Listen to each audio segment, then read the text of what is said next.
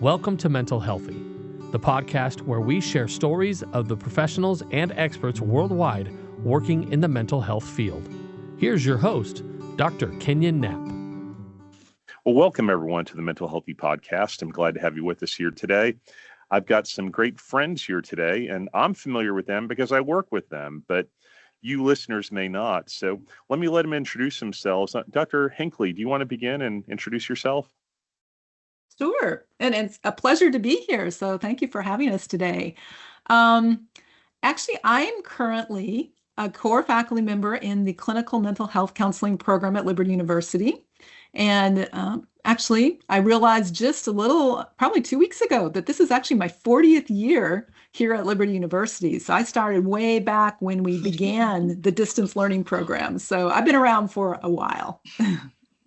Well, that's great. We have the voice of experience speaking today. How about Dr. Crable? Hello, everyone. And again, I'm also happy to be here. And I am at Liberty as the Director of Clinical Training. And I haven't been here as long as Patty, but I am definitely coming, I think, on my 7th year. So I'm very excited about that. That's great. Well, we're glad to have you. And Dr. Knight, how about yourself? So thankful to be here with you guys on the Mental Healthy Podcast. I think this is the 3rd time, so very exciting. My name is Dr. Nita Knight-Coonley. My students typically call me Dr. K. I teach in the clinical mental health counseling program online, occasionally on campus in the counseling program or the PsyD program on occasion as an adjunct, and also mentor research team. And we look at God attachment, emotional intelligence, concepts like emotion regulation, and how to promote empathy in counselors and training. And so excited to be a part of this discussion. Great. Well, glad to have you here. And last but certainly not least, Dr. Davis. Yes, thank you. It's so great to be here, and I look forward to just this time and sharing with everyone. I am also at Liberty University. I have been there since 2007, so I think I'm in year 18, and have been in a variety of different roles and currently serve as a department chair. Well, great. Well, a lot of experience here today, and I feel like I'm in the sorority, and I'm a little bit outgunned here, but that's okay. This is good. And that actually leads into what we're talking about today. We're in a series now introducing textbooks that our professors have written, and there's a great book here called Counseling Women, Evidence-Based Treatment with Faith Integration. And the 4 of you wrote this book, and it is quite a book. It's really comprehensive and thorough. And I was curious, though, what led you all to put together this book on counseling women to begin with? Well, we added a class called Counseling Women probably over 20 years ago as an elective class in our counseling program. And that was due to the fact that students were asking for details on specific disorders as they were getting into practicum and internship. They had all this theory background, they had all this knowledge, but they didn't have the specifics for each of the disorders. And so we put this together. The class together. It was taught residentially for a long time and then moved online. But then through the years, I've been working with it from the very beginning. And through the years, I've been just having a hard time finding a good textbook because there's a lot of textbooks written on many different issues of women. Of course, with our culture today, it doesn't always follow the values that we hold at Liberty University. So it was just hard to find a good biblically based text for this particular class. And so at one point, I was like, I would really love to put together a textbook for this class.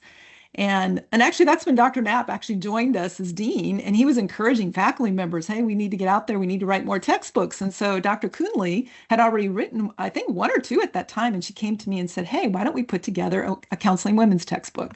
And I was like, hey, this sounds like a great thing because our program had really grown. So we have a wealth of knowledge in the multiple faculty. We have a lot of faculty that work in our counseling program, both in our full-time faculty, and then we have adjunct faculty, and they all come with different areas of expertise and experience that they've had. So it was just really a good time to draw from those experiences. So this is actually an edited textbook, and we put together this team, adding all four of us together as editors. And then we had 34 authors with all their different experiences, and not all of them are from Liberty. The people who are at Liberty, of course, they came from other institutions and had colleagues at different places, and so we tapped into some people from other organizations and other colleges as well.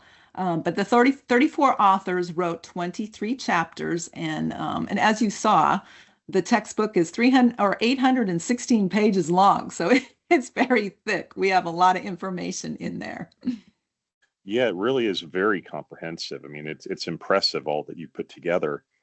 And you have a very comprehensive book, and you had a publisher that cooperated with you, and I mean, corralling that many different authors together. So Kendall Hunt is the publisher, and they've been the publisher for a number of books in our program, and so we're really grateful for their support. I have to ask you though, just a little bit more, Dr. Hinckley. Could you provide an overview of the Counseling Women's book for the listeners? Like, what kind of format is it in, and things like that? Sure. So I'll just tell you a little bit about what you'll find in it. The text starts out with general foundational information and general aspects for counseling women, from cultural issues, multicultural considerations, while also discussing some of the basics about even the female brain. That's always interesting to learn more about. Then we move into tackling specific problem issues that women often bring into counseling, such as self-identity, relationships, which include marriage, divorce, motherhood, being a caregiver. And then we have several chapters on specific disorders like anxiety disorders, depression, grief, eating disorders, substance abuse, even sexual addiction. And then right about in the middle of the book, we have a section of 4 chapters that deal with specific aspects of trauma, such as sexual abuse, emotional and physical abuse, and also intimate betrayal trauma. And then we kind of end with a few special topics like counseling active duty women, considerations for counseling women in the church as a lay counselor. And then we end with a chapter on helping women balance their life, because we know that that is really an important aspect of mental health. So that is really the overview. And then are you wanting to know kind of like the format, the chapter of what's found in the chapters, or? You'll probably get to that, but you Okay. touched some really good points. And there's so many different categories there that you listed. And one of the things that stood out to me, like Dr. Crable, I know you wrote about some of this, is that women carry so many responsibilities across various roles in their lives. What are some of the things counselors should keep in mind when supporting women who feel overwhelmed by all these different roles? Yeah, absolutely. As Dr. Hinckley mentioned, we are caregivers, we are mothers, we are professionals. Also, we considered our students when we were writing that chapter. And we often are, as women, afraid to say, hey, I need help.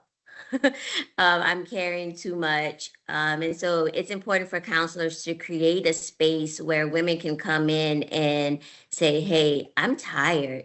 What do I need to do? I need help. And to do that without having often that guilt that comes in of saying, hey, I want to put myself first this time. So the most important thing is really saying, hey, it's okay to put yourself first in here.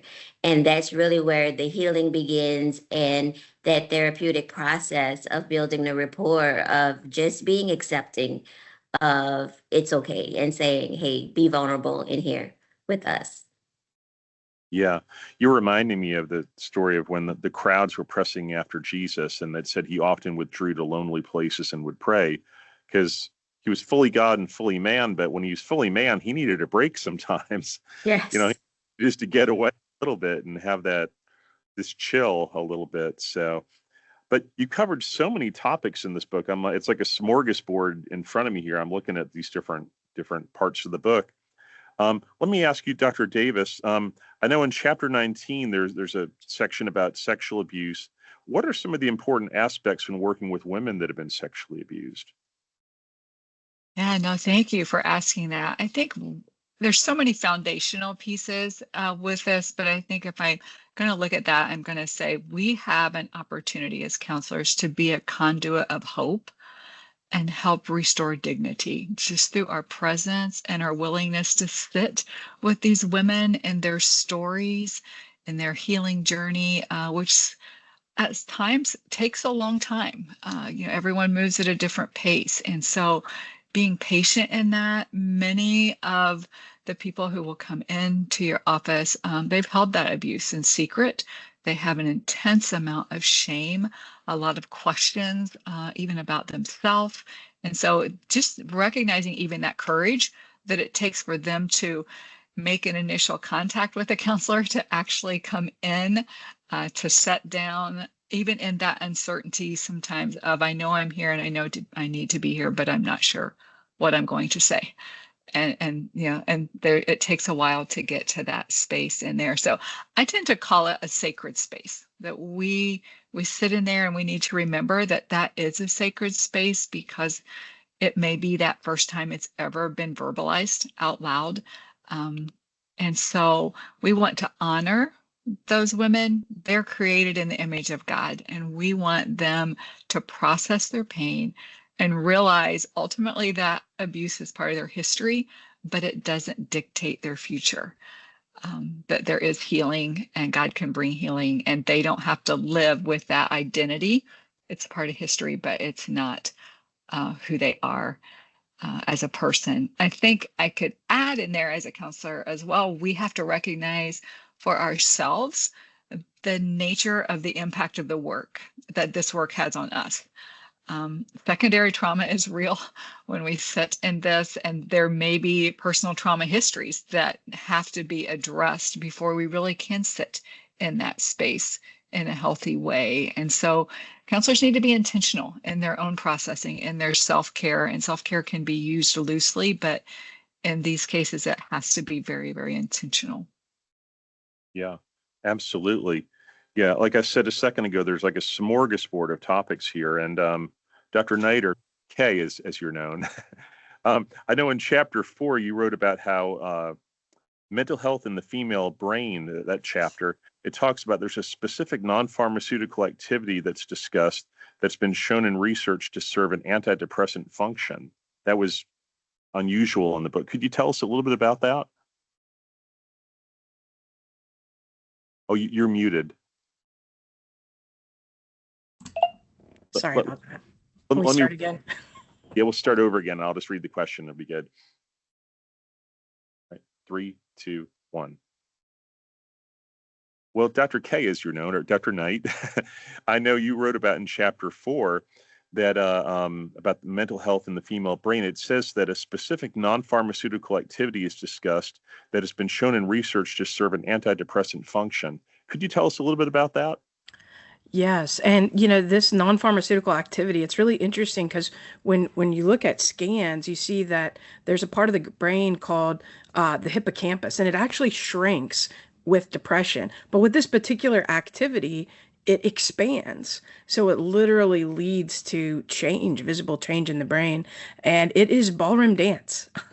So you'll see a picture, I think, on page 106 of the book, where there's people in a ballroom dance class learning dance steps. It's specifically learning choreography, learning new steps, remembering those, and kind of going through that process as you're coordinating between the learning, the musicality, the steps. The hippocampus is actually increasing in size. You're experiencing, good music, socialization, connection, and it serves an antidepressant effect. So I think that's really encouraging. And I know Dr. John Coonley sometimes will even, as a psychiatrist, prescribe to his patients to dance.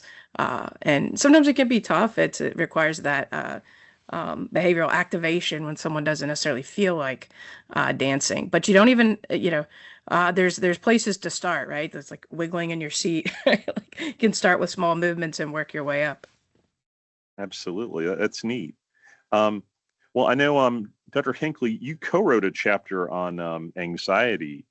And what would you say is some of the biggest takeaways about anxiety? Because I know, depression and anxiety are the two most common topics in the whole mental health fields. And what are some of the takeaways about anxiety?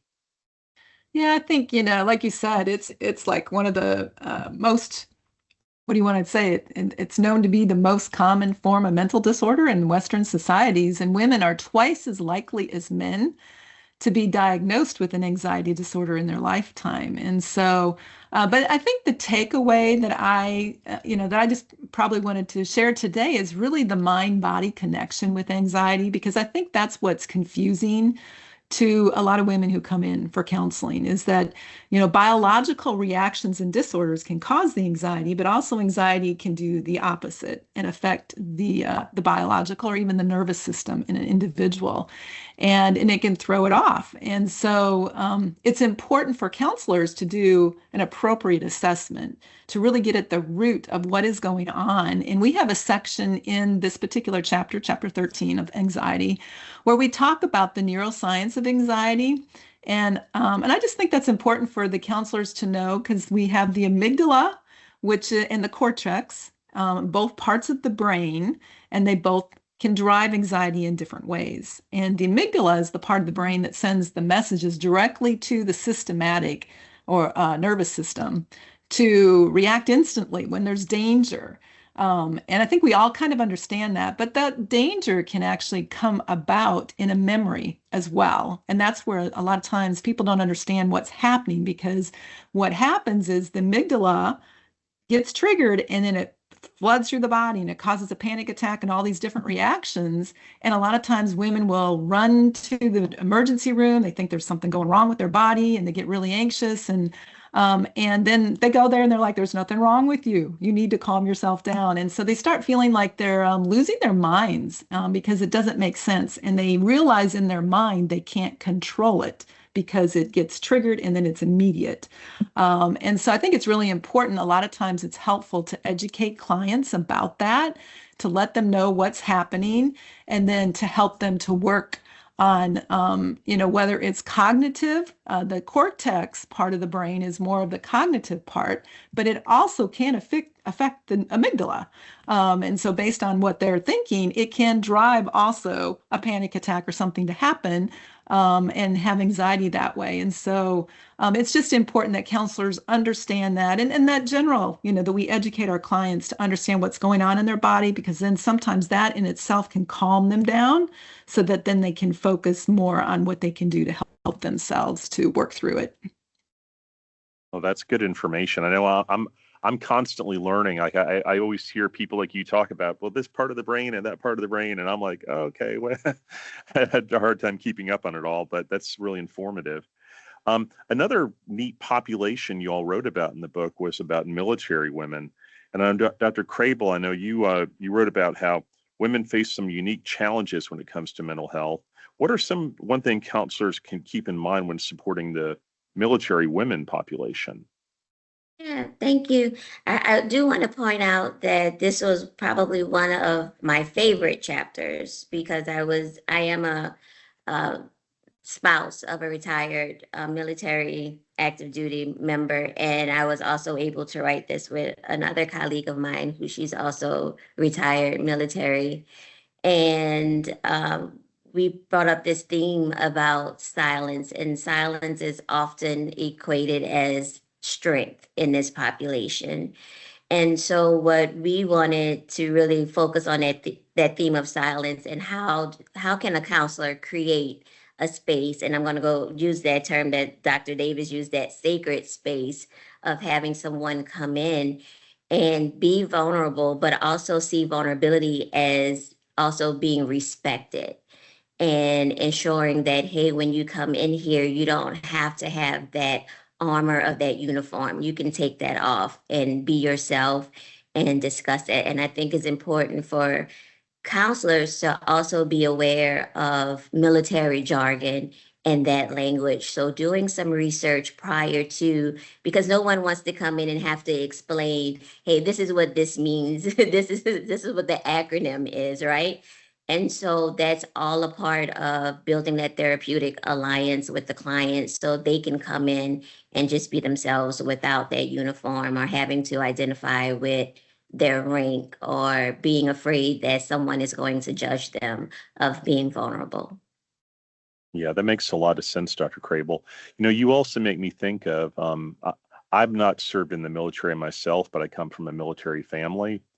My dad and my brother were both Air Force officers. And I know in the past, and to some degree still today, certain diagnoses can affect military clearance uh, and security clearance, I'm talking about. And I've seen over the years as I've counseled different military clients that some of them are afraid to talk because they're afraid, oh, if I say something, it's going to be perceived as quote unquote crazy or something like that. Maybe I won't get a promotion or something like that. Have you seen that same dynamic with military people as well?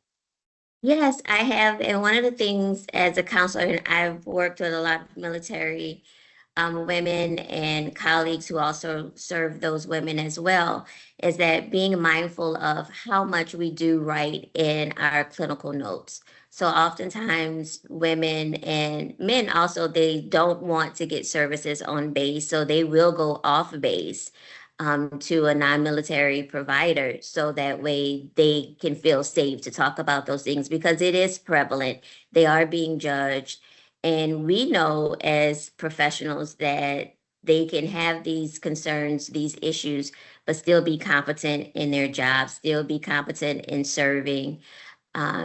And so it's just important of how we writing our notes and to ensure that we're not putting too much. We're still being ethical in our notes, but so that they can feel safe enough. And oftentimes they are asking, hey, can I see what you just wrote? So you being able to, hey, I'm going to share that, right? Have that flexibility, but also that grace to say, hey, they do have some things that they're dealing with that maybe other people that we're serving won't have to deal with as far as their employment. Absolutely. Well, this is great information, and I appreciate everything y'all are sharing. And I appreciate not only you, but the sponsors of this program. So let's hear from one of them right now. Hey everyone, you need to check out Empower Counseling PC. It's a Forest, Virginia-based counseling agency that serves clients in all areas of mental health with in-person therapy sessions or telehealth within the state of Virginia. With 27 counselors, a psychiatric nurse practitioner, and an eating disorder registered dietitian, their mission is to treat the whole person. They specialize in eating disorders, postpartum, play therapy, PTSD, substance abuse, infertility, grief, marital issues, and so much more. Please visit them at www.empowercounseling.info to learn more about them and their compassionate team. Welcome back, everybody. Dr. Davis, I know you worked with on Chapter 20 about counseling women facing emotional and physical abuse. What are some of the important things to consider when working with women who experience intimate partner violence or maybe even other kinds of violence? Mhm. Well, I think, and I think Dr. Crable and I both share a sentiment, and she may step in here and share some at some point. But the very first foundational piece is creating safety with these women, and that safety is physical, emotional, and relational. Their environments are unsafe and often highly controlled. They've experienced some deep pain on many levels, emotionally, physically. And so creating that space where they can come in and feel respected and valued, much like with sexual abuse, that they are God's creation and they have worth and value, which is contrary to what they're typically thinking and feeling at that point. So establishing that trust and safety, recognizing that the women that come in with this concern, there is no difference as far as cultural, social, economic status. I mean, it is present and really prevalent all across those parameters. And so recognizing that and not avoiding that question.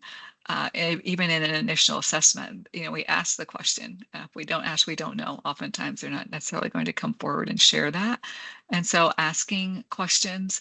One of the pieces in here, and we wrote on women. I think this is important to recognize as well, though, that this impacts men and women.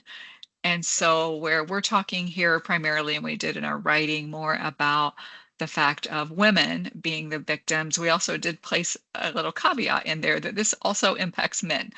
We want to make sure we touch both sides of that. But there's really a high number, and the CDC has some statistics on that.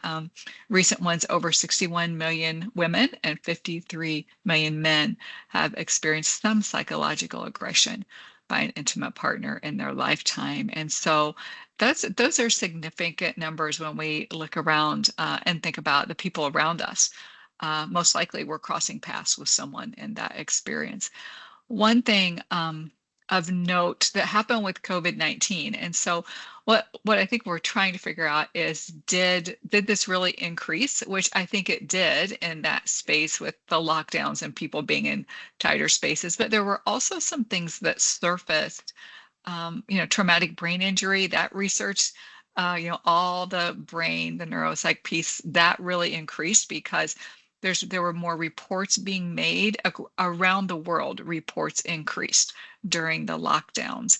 And so, we want to just be mindful of when we're asking those questions, when we're doing those assessment, what's happening, as far as neurologically with these women that we can observe, and we can work within our bounds of competency with that. But maybe there is a reason for another referral, because some research would say there are 3 to 4 traumatic brain injuries before that first one ever gets reported. And so the women are living with these oftentimes because things aren't reported.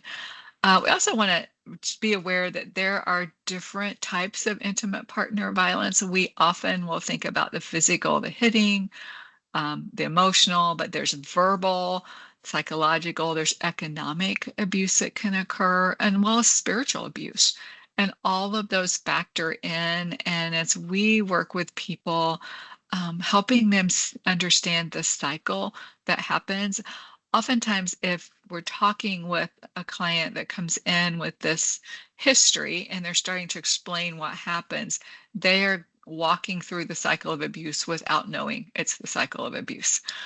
They talk about tension building in their home, and then they talk about this explosion that occurs, and then how things get better. It's like a honeymoon. There's a lot of remorse. We're going to do better. And then we start over again. And, they're able to more and more, as their awareness changes, start to identify that. So I think those are some pieces that are important. There's also a lot there that we just want to recognize there as well. Marriage counseling would be contraindicated. You can't do marriage counseling when there's active intimate partner violence. And that's a mistake that can often get made. People are like, well, we need to fix this marriage. Well, that it really is just going to perpetuate the issue, because the individuals who is the abuser needs their own treatment, and they need to be working on what's going on for them. And we have to have safety for that victim / survivor, and empower them to make decisions for themselves. That's a space they've lost that in that cycle of abuse. Absolutely. Those are great points. And there's so many good points y'all are making. So listeners, here's the book, Counseling Women, Evidence-Based Treatment with Faith Integration. And I know this is available at kendallhunt.com, and that's KENDALLHUNT.com. I'm assuming this is also available at like Amazon and other big book distributors as well. Yeah, I'm seeing the nods. So encourage listeners to definitely check this out. This is a great book to have as a reference because it covers so much ground.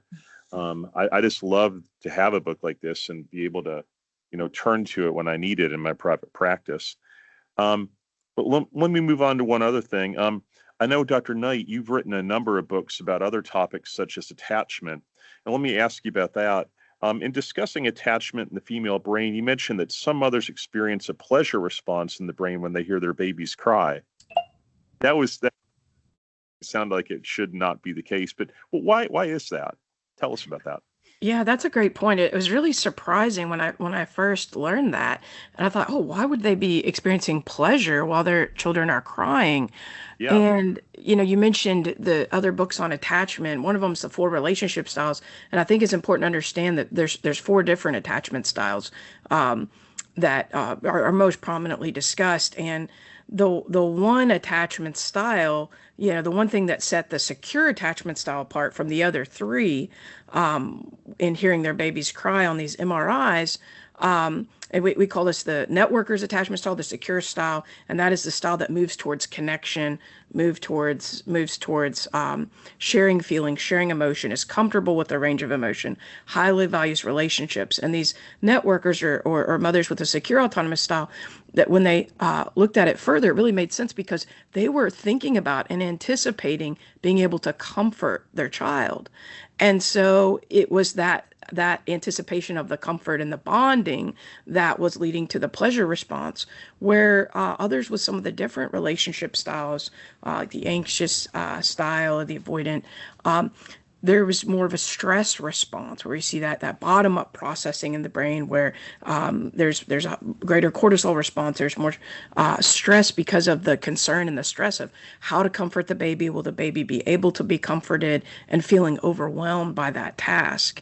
And so it's interesting to see that we see the manifestations of the attachment style, not only relationally and through whether people move towards connection, right, which with the secure style, people approach and move towards. With a more avoidant, or what I call the security guard style, they tend to move away and create space.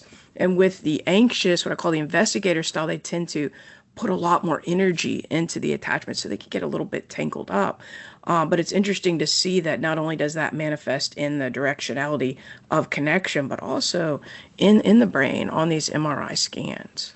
I could talk with you about that all day, but Yeah, this is great. I can tell you're really informed about this and really excited. This is great.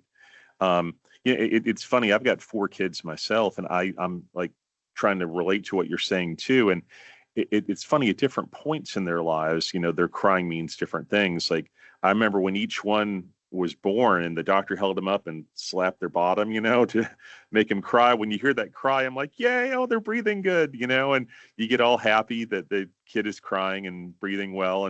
But then later, other times it's, annoying or could stress you out. But then you're explaining all of that in the chapter, all this nuance of what it could mean at different points and things like that. So that's just really cool. Dr. Nate, let me ask you one more thing too, because all this stuff you've written about the brain is just really interesting. How does the brain develop, and why is it important in counseling young women in particular? Yeah, I really appreciate you asking that, Dr. Knapp, because the joke is that the rental car companies understood this the most, right? Because when people under 25 are trying to rent a car, they would always charge a premium because they would have more, traffic violations or accidents. And the idea is that since the brain develops from bottom to top, the prefrontal cortex, the front part of the brain, is the last part to develop. And it's usually about around the age of 25. And so when we're counseling young women, and I used to work at a college counseling center and oversee a women's center at a college, and so we had a lot of women, 18, 19 years old, and there's so many important decisions being made about life at this age, and the prefrontal cortex is not yet fully online. So I think it's important to really take time, be thoughtful. There's a scripture we like to, we enjoy, especially as counselors, right? There's safety in a multitude of counselors.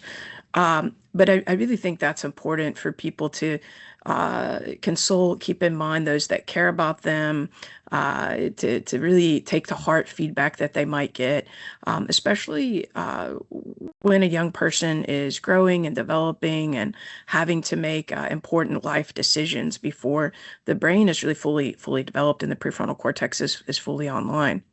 It's been called the executive command center of the brain. Dr. Daniel Amen likes to call it the cop in your rearview mirror, that kind of keeps you on task and makes sure that you're doing the things that you need to do. And so sometimes it pains me when I see, young people making life-altering decisions before they reach that phase of development when the PFC is fully developed. So I think it's important as counselors that we think about this and think about how brain development may influence where a person is, and and how that may change when they get to the point that their PFC is fully developed and they're maybe 25 or older. They might have a different outlook on some things. Absolutely. That makes a lot of sense. Well, I'll tell you, I know all four of you are very accomplished and you're busy ladies, so I want to respect your time, and we're about to wrap up here. But before we do, I usually end by asking people, like, if there's anything else that's on your heart or mind that you want to share with the listeners before we go. So I'll ask you that in just a second. But listeners, I just encourage you to check this out. This would be a great book for any graduate counseling program across the country. And not just that, but if you're in private practice and you work with a lot of ladies, and actually most clients are ladies, or a higher percentage than male. So this is a really practical book for you to get from kendallhunt.com. And so definitely check that out. But before we go, let me just ask any of you, is there anything else that we haven't gotten to? Because there's so much more in the book we didn't get a chance to cover. But is there anything else in your heart or mind you'd want to leave with the listeners before we wrap it up? Just any one of you. Yeah, I think if I would say anything, and you mentioned this kind of in something you said, so I'm kind of coming back to that. The book really is a resource more than being meant to read all the way through. I mean, I don't want to sit down and read 816 pages myself straight through, right? But and I have found people have said that to me, that it's been helpful in that way, that when something comes up, it gives them a start, gives them something to think about, gives them treatment approaches to look at. And because every chapter does include treatment approaches and looks at that. And so it gives them some ideas, some good foundation, background, even where to go. Absolutely. Anything, Dr. Knight? Yeah, thank you for asking that question. I think just going back to something that you and Jema talked about earlier is that idea of hope as well. I think in studying the brain, whether the female brain or the male brain, one of the things that we've learned about neuroplasticity is that you're not stuck with the brain that you have. You can make it better. The same with attachment, relationship styles. You're not stuck with the style you have. You can grow, you can make it better, you can improve. Dweck's done some great mindset research on that if we approach things with a growth mindset, that change is possible. And I think having a toolkit like this, he said 800 plus page toolkit about research-based strategies to help people change and grow is a great tool to have on the shelf, as well as many of the other Kendall Hunt books and other books that you share on this podcast. So I just want to say thank you for having us and for making these resources available to students and encouraging them to know that hope is possible, change is possible. And I think that's really making a difference. And I appreciate being a part of what you're doing here. So thank you. Oh, well, it's an honor to have all of you here. I really appreciate such a great resource, and we just want to make people aware of it, so they can be more informed and be better counselors across the country. Any final thoughts, Dr. Crable or Dr. Hinckley? Anything else the Lord put on your heart or mind you wanted to share with listeners? Yeah, I just wanted to definitely echo everything that's just been said, but also take the time to thank all our contributing authors, because they did amazing. Their competency and the work that they're doing out there is just awesome work of working with women and creating that hope, that sacred space. And they did a lot to help us bring this book together, and also to thank these women, because they are fantastic and amazing. And we had a wonderful, amazing time writing and editing this book. Absolutely. And thank you, Knapp, for having us too. I'm grateful to have you. And our most experienced professor, Dr. You want a word today? Sure. Although the other three have explained it so well, and I appreciate everything that you guys have said. I think when you asked that question, what came to my mind was it's twofold. The book is really twofold. It's primarily for counselors. We're using it in our Counseling Women's class. I've had many of former students who took the class before we had that textbook go back and actually get the textbook and then contact me how awesome it is as a resource. So just like Dr. Davis was saying, it is really a great resource for counselors out there, even if you're not taking the class. I wish I could get that message out to all of our students because it's an elective class.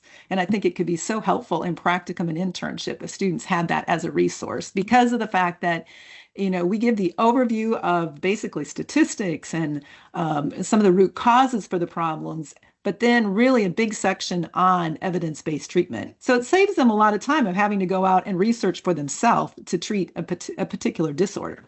And then we end with a case study that basically takes a counseling situation and then we apply both the evidence-based treatment along with the biblical perspective. So we do the integration aspect to understand how that works together. So it's a great resource, number one, for counselors. But then, I have a feeling that there may be some people listening on this podcast who they're like, well, I'd like to get this book to find out about my own problem that I'm experiencing. And it's not meant to be a therapy book. However, I've had several ladies actually read it for whatever disorder they're going through, and it's really helped them to understand it. And it has actually propelled them to go out and get counseling and feel comfortable getting counseling because they kind of see what might happen. They kind of understand a little bit more of what might be the root causes. And so I think it's helpful in both ways. Absolutely. Well, that's a great way to wrap it up right there. And great resource, listeners. Check it out. Counseling Women, Kendall Hunt. Great book. Thank you all for being with me today. I really appreciate your time. And I know this book will be a great resource for all the listeners. So listeners, check it out. Get the book. Thank you all for joining me today. And God bless each one of you. And listeners, join us here next time in the Mental Healthy Podcast. And we'll have another great interview. Thanks so much. Bye-bye. Thanks for listening to this episode of Mental Healthy. If you want to hear more episodes, please hit the subscribe button wherever you get your podcasts and head to linktree.com/mentalhealthypodcast for all of our social media platforms with the latest mental healthy content. If you have a story to share that relates to what we discussed in in or any other episode, please contact us at mentalhealthy2020@gmail.com. That's mentalhealthy2020@gmail.com. Thank you, and God bless.